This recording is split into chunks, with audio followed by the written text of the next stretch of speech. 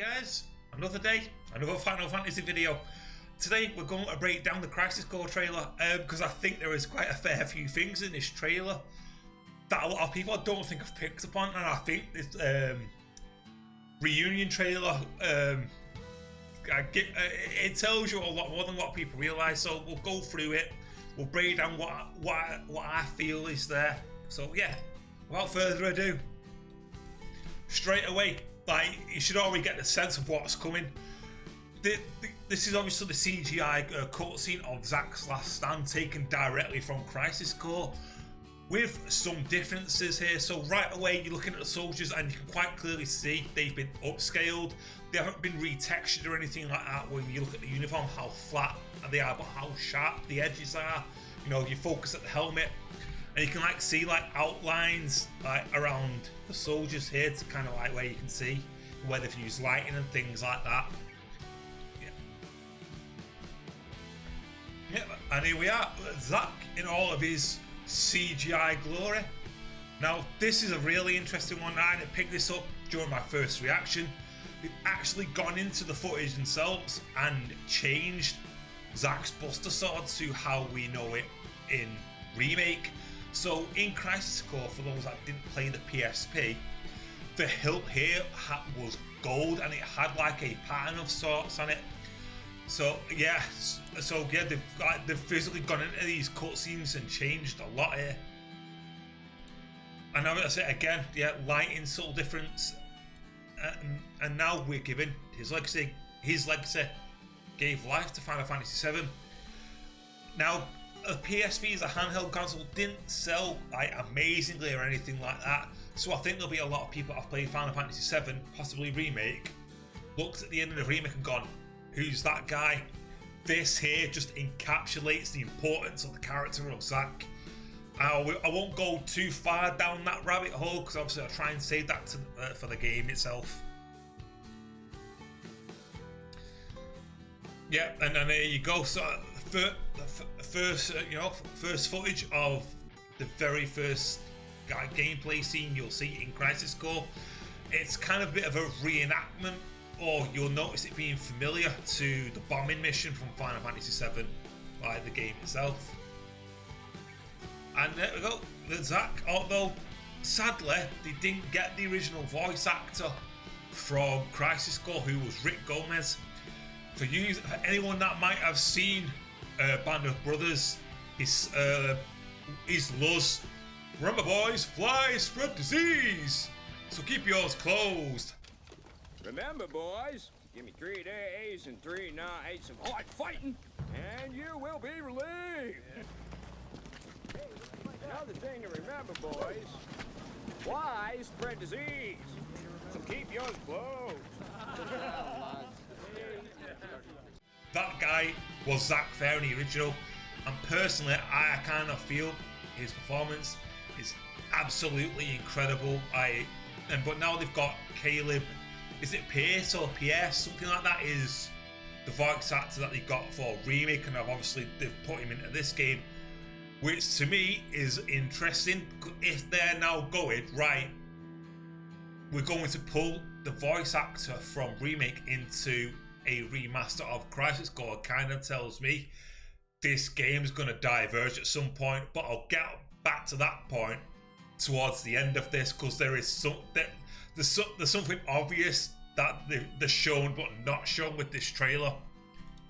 Yeah, we'll carry on now, and here we go. Right now we're seeing gameplay.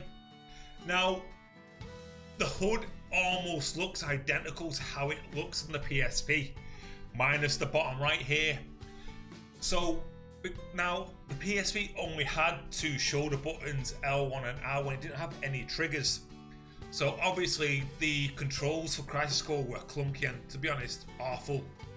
But now we're present with L2 and R2 triggers, so it looks like we're going to swap between potions and various items to materia, probably at the press of an R2 button, like mid-combo.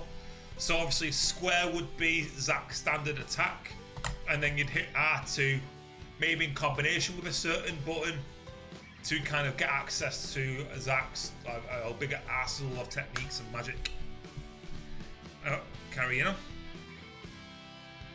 And yeah, up in the top left is the DMW.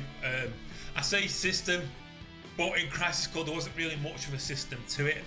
So basically, the DMW would kind of react to the character of Zack's emotions as you progress through the game. And it works basically as a roulette slot, so when certain characters or numbers line up, it would grant you things like level up, HP up, magic up, that kind of thing. It's a buff system, and it was totally RNG. And also, depending on what the event was or what was happening with the game story, would kind of determine how vicious this wave was. So normal is how the RNG would kind of like work normally. And obviously it'd go high, very high, and then it'd be like going red. Again, that would be specific to progress of the game or where Zack's at as a character.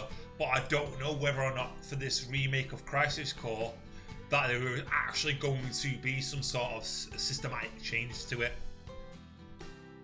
And obviously the characters, there's a lot of characters in them, you see a lot of them silhouetted out.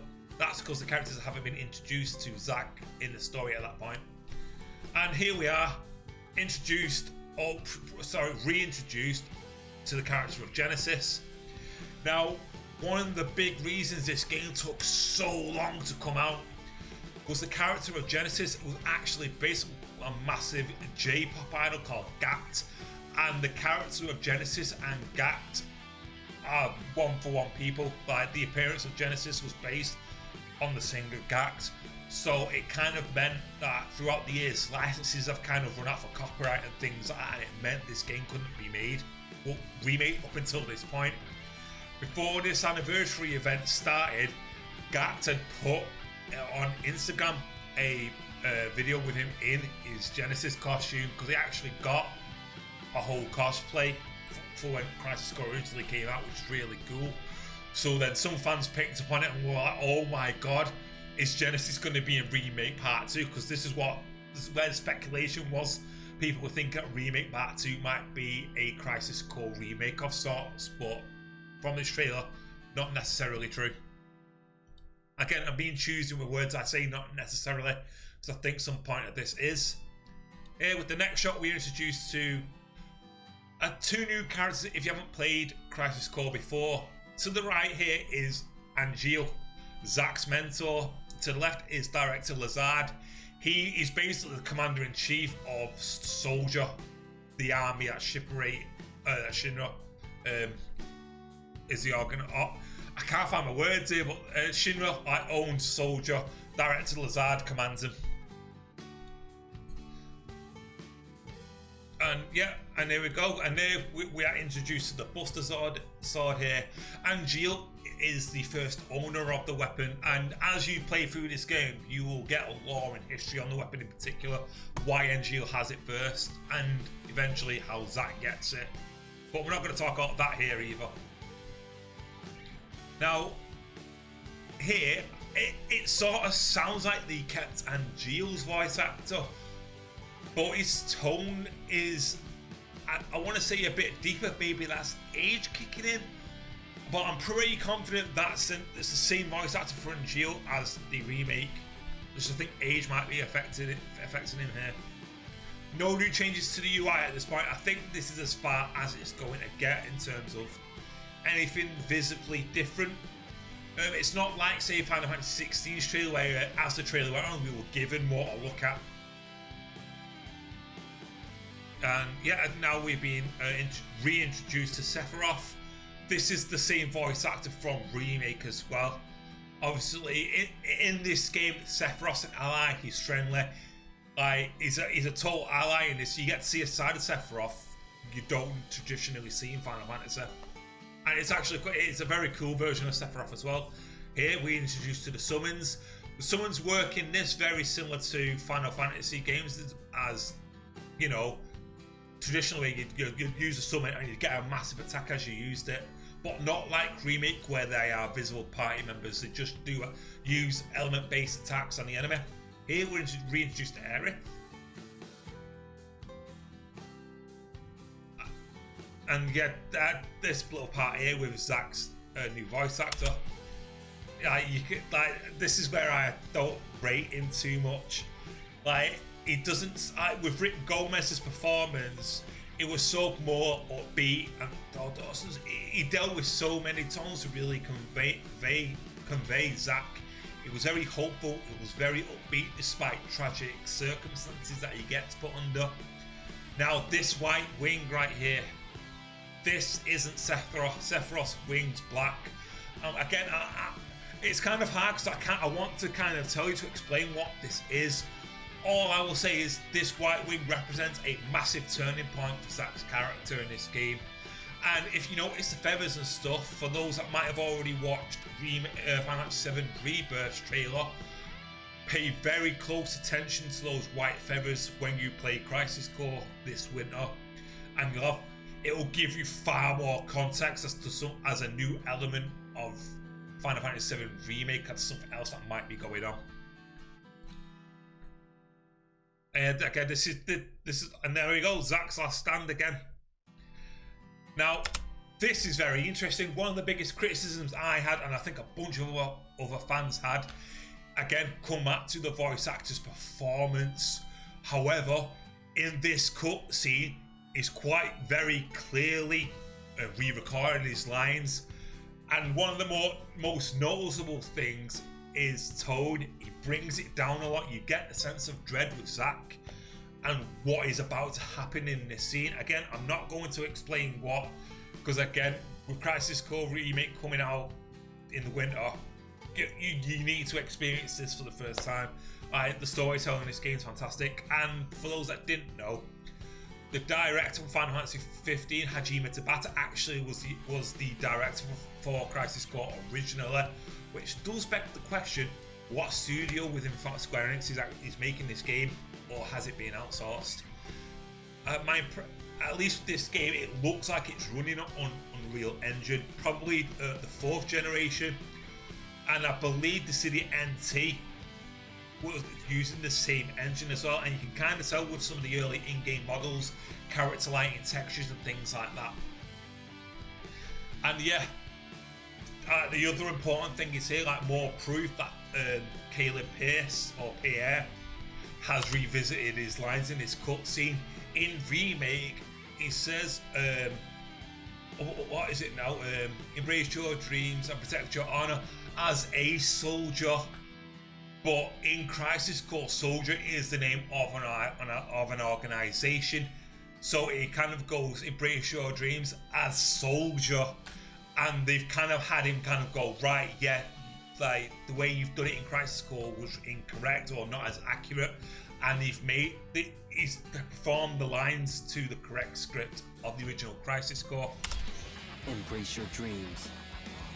And whatever happens, protect your honor. As soldier! Come and get it!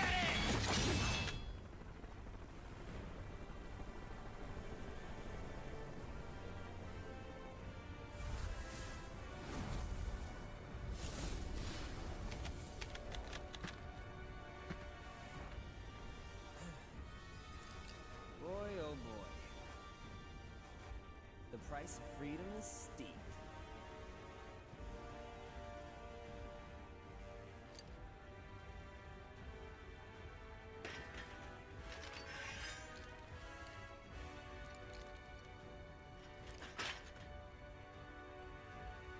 Embrace your dreams.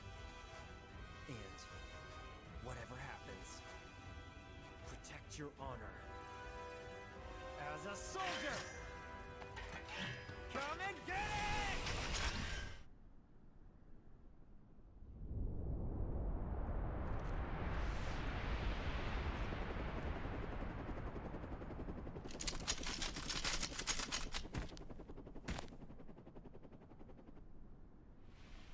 Boy, oh boy.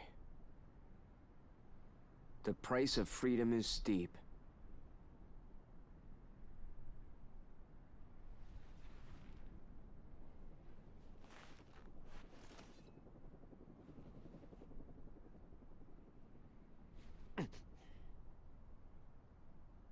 Embrace your dreams. And whatever happens, protect your honor. as soldier! Come and get it! And then yeah, that's the end of the trailer. Right, so there's been one big glaring omission from this trailer all alone. So if you kind of notice in the CGI cutscene, Zack's hairstyle is drastically different from what you've seen in game. Obviously they've taken the time and care to revisit this same scene as well, you know, retconning the Buster Sword because of how inconsistent it was throughout the compilation of Final Fantasy VII with the hill, having him revisit his, you know, Caleb Pierre's lines and things like that. Now, Zack changed his hairstyle at quite a significant point in the game's story, and in no part of this trailer have you seen Zack from the point of this quite huge event where he gets promoted from second to first class, his whole hairstyle changes and things like that. This makes me, and with the title reunion, kind of tells me this game, past the major event of the game, will diverge, probably to kind of probably to narratively fall more in line with whatever changes Remake Part 2 is going to bring, or Final Fantasy VII Rebirth, if you will. But yeah, again, I kind of felt like this was worth going over, and some things, but you know, were worth pointing out that I haven't necessarily seen elsewhere. If you like the breakdown, please give this video a thumbs up and consider subscribing. It will massively help. We're going to go through another breakdown video with Final Fantasy VII Rebirth, so keep your eyes peeled for that. All my social links will be down below. I stream on Twitch, I stream on Twitter, and you can bet your bottom dollar I'm going to be streaming and playing Crisis Core, Final Fantasy XVI and Final Fantasy VII Rebirth. So until then guys, I shall see you in the next video. Bye for now.